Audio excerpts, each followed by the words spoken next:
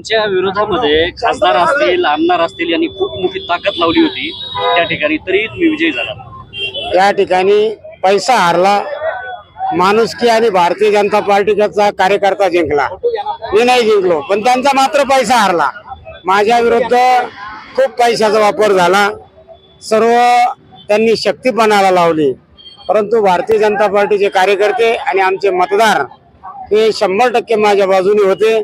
त्यामुळं मला 100% खात्री होती की हा हॅट्रिक 3 टर्म हॅट्रिक माझी जनता, माझे कार्यकर्ते हे हॅट्रिक केल्याशिवाय राहणार नाही. मी सगळं श्रेय माझ्या कार्यकर्त्याला, भारतीय जनता पार्टीच्या नेत्याला देतोय.